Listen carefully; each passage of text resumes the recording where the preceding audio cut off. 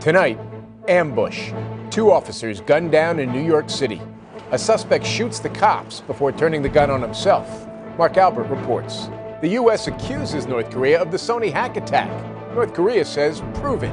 Danielle Nottingham on whether Sony will reconsider releasing the movie at the center of it all. Tough sledding ahead for holiday travelers. A pre-Christmas storm expected to bring plenty of travel delays along with it. Now that is a nice truck. And keep on trucking. A 50-year-old holiday toy tradition changes with the times. Go to a Hess station, buy a truck, maybe take a picture or two, because in a couple of months, they're all coming down. This is the CBS Evening News. Good evening, I'm Jim Axelrod. We begin tonight with breaking news, a deadly police shooting in New York City. According to the NYPD, 2 police officers were shot and killed from point-blank range this afternoon in front of a public housing project in a tough neighborhood in Brooklyn. The police say the gunman then headed into a subway station where he killed himself. This, of course, comes at a tense time for the NYPD as it tries to improve relations with the community. Mark Albert picks up the story of the first NYPD officer shot and killed in the line of duty since 2011. The 2 NYPD officers were sitting inside their patrol car in Brooklyn Saturday afternoon when a man armed with a gun walked up to them and shot them both, at least one of them in the head. I heard the shots from the other end of the corner. I was coming out of the restaurant eating. And you heard? About 4 or 5 shots. And that's what drew my attention to come down here to be nosy. Brooklyn City Councilman Robert Cornegy spoke at the scene. They were actually on post here as a part of an initiative, somebody came upon them and took their lives. The suspect reportedly shot himself inside a subway station a block away. Police could be seen carrying him out on a stretcher, past crime scene tape and a playground. First responders gave him aid before lifting him into an ambulance. A police source says this is a screen grab from the suspect's Instagram feed. CBS News has not independently verified it. Posted 3 hours before the shooting, it reads, quote, "I'm putting wings on pigs today. They take one of ours. Let's take 2 of theirs. Shoot the police. Rest in peace, Eric Garner. Rest in peace, Mike Brown. This may be my final post." People are frustrated with the results of Staten Island and of Garner. People are frustrated with all of these things that have happened. But I don't think anyone that I know in this community would agree with taking the life of an officer. The Reverend Al Sharpton, who has led some of the demonstrations against police, said tonight he and the family of Eric Garner are outraged by the officer shootings. Quote, "Any use of the names of Eric Garner and Michael Brown in connection with any violence or killing of police is reprehensible and against the pursuit of justice in both cases." Jim? Mark, thank you. The U.S. today rejected a North Korean challenge to participate in a, quote, joint investigation of the cyber attack on Sony Pictures computers. And an administration source tells CBS News the U.S. is reaching out to China for its cooperation in investigating the attack. As Danielle Nottingham reports, today's developments come as Sony is trying to figure out the best way to move forward from a public relations nightmare. North Korea has now offered to help the U.S. find whoever is responsible for the hacking attack against Sony Pictures Entertainment. And along with the offer comes a threat. A North Korean broadcaster says the U.S. should bear in mind that it will face serious consequences in case it rejects our joint investigation proposal. Today, the White House fired back. National Security Council spokesman Mark Stroh told CBS News if the North Korean government wants to help, they can admit their culpability and compensate Sony for the damages this attack caused. Also today, a new message purportedly from the group behind the hacking, along with a video mocking the FBI for its investigation into the cyber attack that forced Sony to cancel the Christmas Day release of The Interview, the comedy which depicts a plot to assassinate North Korean leader Kim Jong-un. North Korea has denied any involvement, but has called the cyber attack, quote, a righteous deed.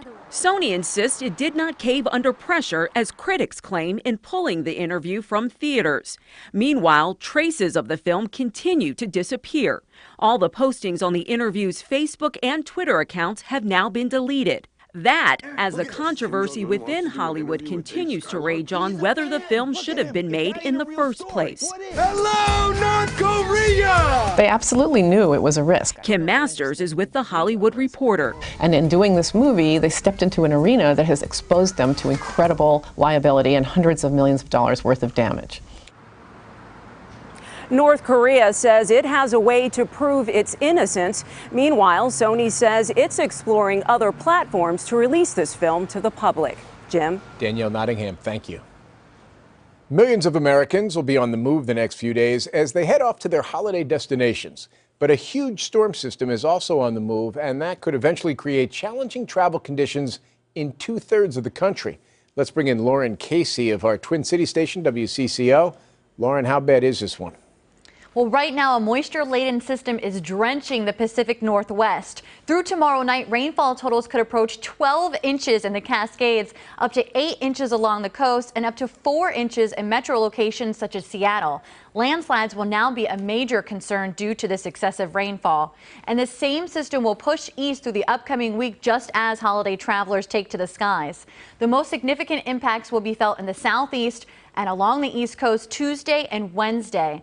Heavy rain and strong winds could create flight delays in major Northeast cities, including Philadelphia, New York, and Boston.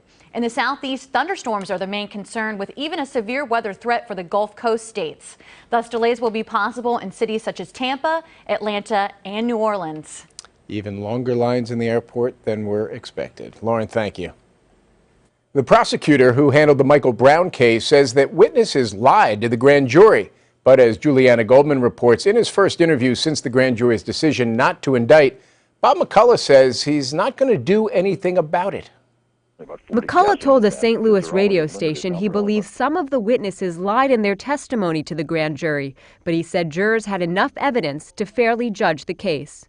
I thought it was much more important that the grand jury hear everything what people have to say, and they're in a perfect position to assess the credibility, which is what jurors do. He said his office will not file perjury charges against those witnesses and defended his controversial decision to release the verdict late at night the Monday before Thanksgiving. There was no good time to announce this. Whatever was going to happen was going to happen. We knew that very early on. The grand jury's decision not to indict a white police officer in the shooting death of an unarmed black teen sparked rioting and looting throughout St. Louis County and launched a national conversation about race relations and police conduct.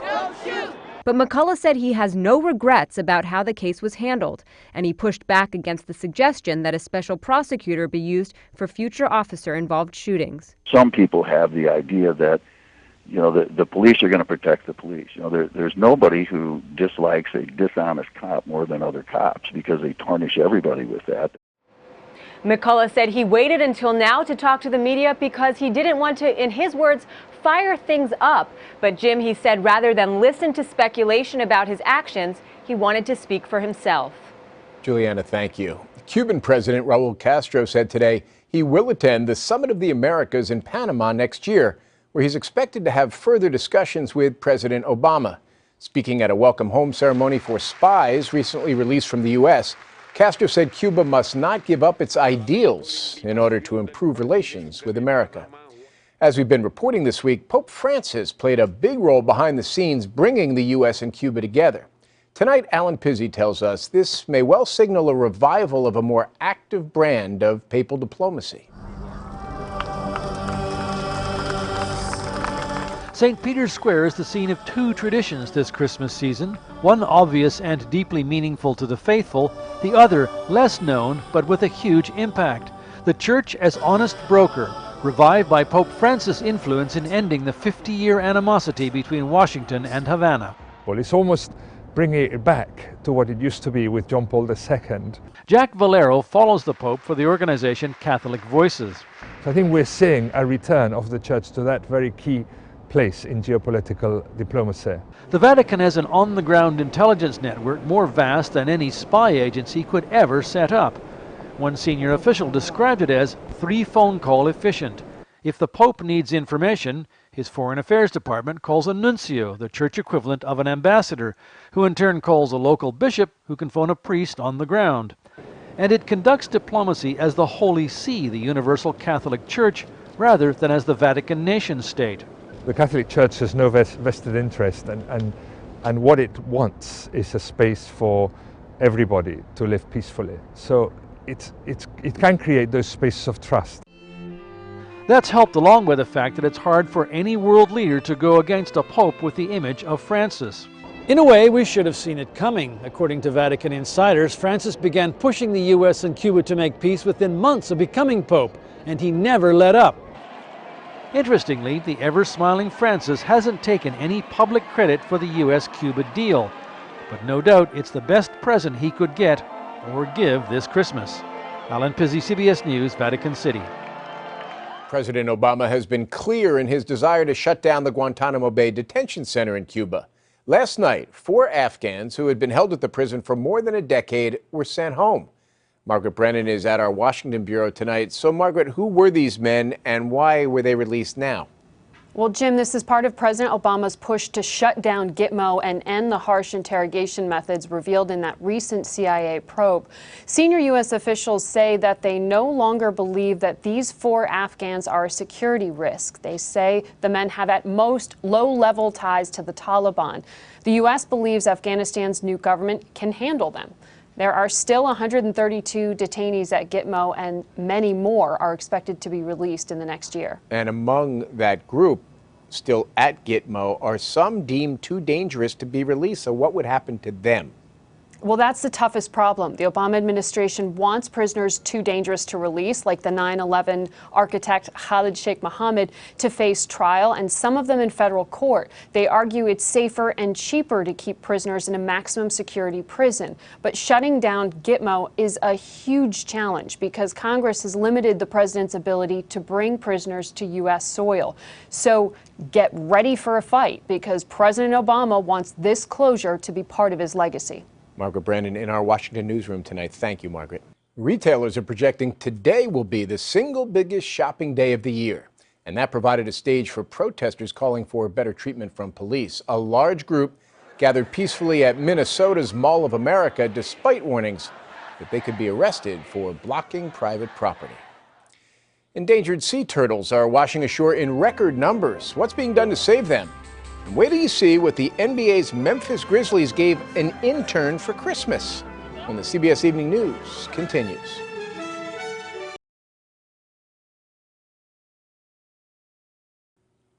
An urgent rescue mission is underway on the shores of Cape Cod aimed at saving hundreds of endangered turtles.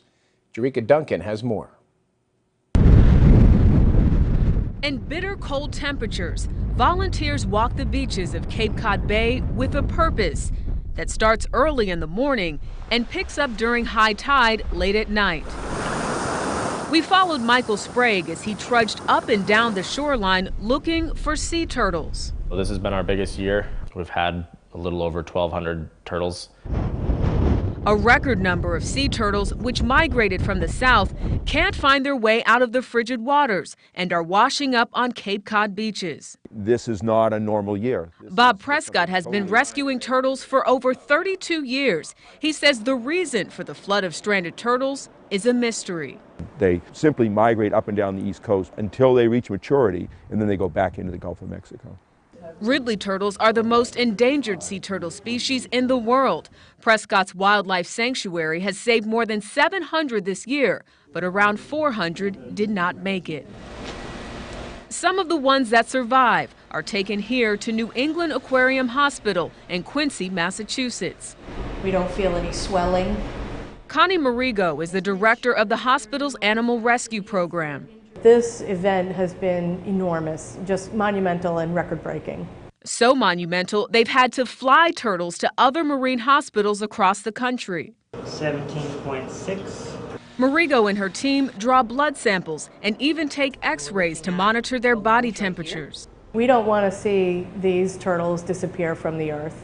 And neither do these volunteers, who remain committed to saving one of the oldest reptile species on the planet. Jerika Duncan, CBS News, New York. The First Family is keeping with their tradition and spending the holidays in President Obama's home state of Hawaii. The president, First Lady, and their daughters arrived early this morning East Coast time, along with their 2 dogs. He plans to be there through January 4th. Up next, how improved relations between the U.S. and Cuba could impact Major League Baseball.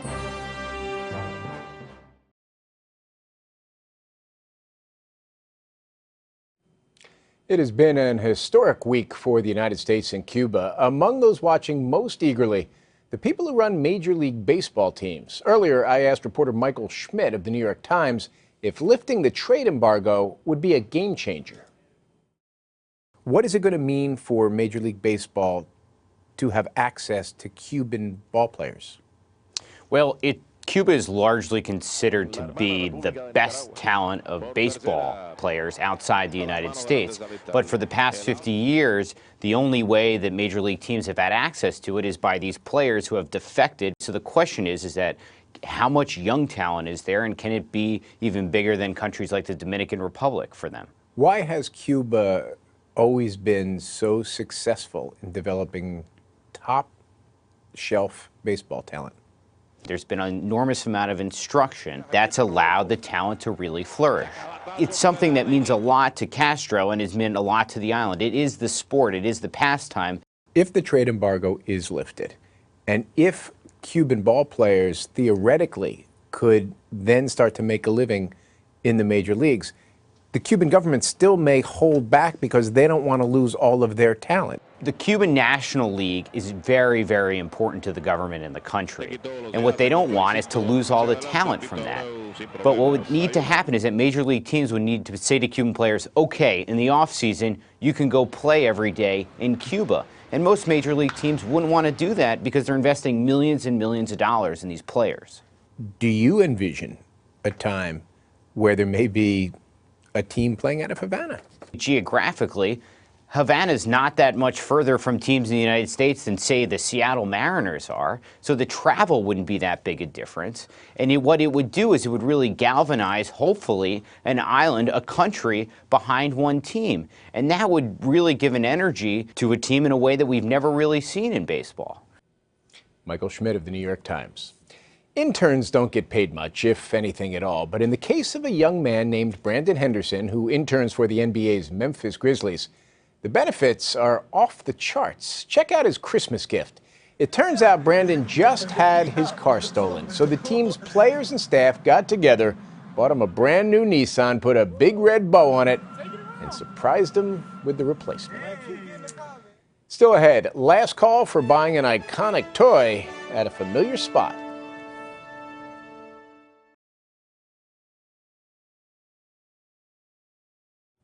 With 4 full shopping days left now until Christmas, we close tonight with a look at an iconic toy truck celebrating half a century, even as it undergoes a major change in how you can get your hands on it.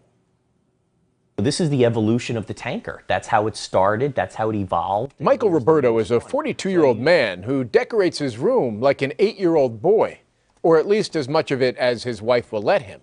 My wife has given me 2 of the 4 walls in our master bedroom. So these 2 is Hess and the other 2 are her. For him, life revolves around a toy truck. If you're of a certain age in a certain part of the country, the East Coast, the holiday season didn't start until Hess gas station started stocking a toy version of its trucks by its pumps. He started collecting at the age of 5 at his home in the Bronx, just around the time his father became terminally ill. I have a memory of my dad taking me to what's the East Tremont station. Every time I see Hess, I get that positive memory of my dad, and it's a great feeling. This is identical to the one my dad got me, and I will always display it. After the 2008 recession hit, Roberto was unemployed for more than 2 years. I had sold a lot of my trucks. I don't care if I had to go down to 1 meal a day. There was one truck that I was never, ever going to part with, and that was this truck. Now that is a nice truck. Back on his feet and working for a bank now, Michael Roberto is also back to being fully in the tank for Hess Trucks. Which one lights up? Running a Facebook fan page and hosting an annual meetup for other enthusiasts, which will become a more challenging activity after this holiday season. Starting this month, Hess is now focusing on oil exploration only. They're getting out of the service station business. So right now, I urge people, listen, it's an experience. Go to a Hess station, buy a truck, because in a couple of months, they're all coming down. There's going to be no more stations.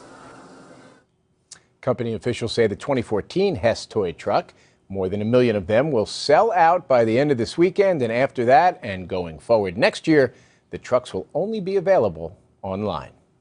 And that's the CBS Evening News for tonight. I'm Jim Axelrod in New York, and for all of us here at CBS News, thanks for joining us, and good night.